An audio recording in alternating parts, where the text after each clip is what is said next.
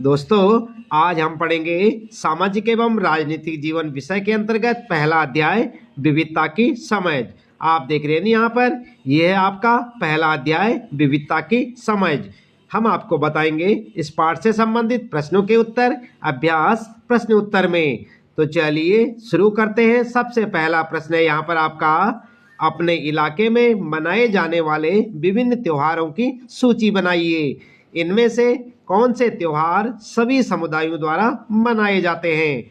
तो क्या लिखेंगे आप उत्तर में? आपने पाठ में पढ़ा होगा। चलिए उत्तर में देख लेते हैं। उत्तर लिखेंगे त्योहारों की सूची और फिर हेडिंग डालकर लिखें लोहड़ी, बुद्ध पूर्णिमा, ओणम, गांधी जयंती, गुरु नानक जयंती, गणतंत्र दिवस, गुड फ्राइडे, स्वतंत्रता दिवस, दशहरा, दीपावली, ईद, बकरीद, क्रिसमस इत्यादि। आगे लिखेंगे सभी समुदाय द्वारा मनाए जाने वाले त्योहार, गांधी जयंती और स्वतंत्रता दिवस। ठीक है, इस प्रकार से आप अपने पहले प्रश्न का उत्तर लिख सकते हैं। इसके बाद दूसरा प्रश्न शुरू होता है आपके लिए। आपके विचार में भारत की समृद्ध एवं विविध विरासत आपके जीवन को कैसे बेहतर बनाती है? तो कैसे बेहतर बनाती है, क्या लिखेंगे आप उत्तर में? उत्तर में आप लिख सकते हैं भारत विविधताओं का देश है। यहाँ विभिन्न जातियों, भाषाओं, धर्मों आदि के लोग रहते हैं। खान पान, रहन सहन के ढंग और पहनावे में भी उनमें विभिन्नता देखी जा सकती है। इस प्रकार भारत की विविध विरासत हमारे जीवन को बेहतर बनाती है। हम जब विभिन्न लोगों के संपर्क में आते हैं, उनसे मित्रता करते हैं, उनके साथ पढ़ते हैं, काम करते हैं, तो हम उनकी भाषा, उनका रहन सहन, उनके पहनावे के बारे में जानते हैं और उनसे कुछ नया सीखते हैं। इस तरह भाषा, भोजन, संस्कृति का आदान प्रदान होता है। धीरे धीरे एक मिश्रित संस्कृति यानी मिलीजुली संस्कृति उभरती है, जिससे हमारा जीवन बेहतर बनता है। ठीक है, इस प्रकार से आप अपने इस दूसरे प्रश्न का उत्तर लिख सकते हैं। देख रहे हैं ना आप यहाँ पर, ठीक इसी प्रकार से आप अपना उत्तर लिख सकते हैं।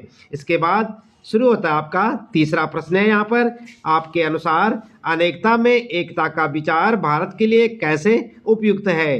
भारत की खोज किताब से लिए गए इस वाक्यांश में नेहरू भारत की एकता के बारे में क्या कहना चाह रहे हैं? तो जानते हैं आप क्या कहना चाह रहे हैं? क्या समझे इसका मतलब? उत्तर में आप लिख सकते हैं भारत की विविधता या अनेकता को उसकी ताकत का स्रोत माना गया है। जब अंग्रेजों का भारत पर शासन था तो विभिन्न धर्म, भाषा और क्षेत्र की महिलाओं और पुरुषों ने अंग्रेजों के खिलाफ मिलकर लड़ाई लड़ी थी। भारत के स्वतंत्रता संग्राम में अलग अलग परिवेशों के लोग शामिल थे। उन्होंने एकजुट होकर आंदोलन किया, इकट्ठे जेल गए और अंग्रेजों का अलग अलग तरीकों से विरोध किया।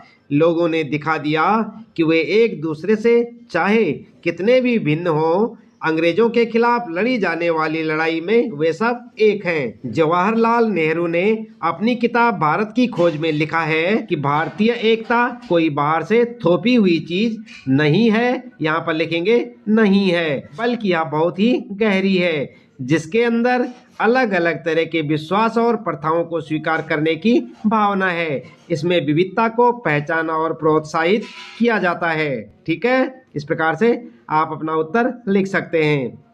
चौथा प्रश्न है, जलियांवाला बाग हत्याकांड के ऊपर लिखे गए गाने की उस पंक्ति को चुनिए जो आपके अनुसार भारत की एकता को निश्चित रूप से झलकाती है। उत्तर में आप लिख सकते हैं, उत्तर लिखेंगे जलियांवाला बाग हत्याकांड के ऊपर लिखे गए गाने की यह पंक्ति भारत की एकता की झलक प्रस्तुत करती है।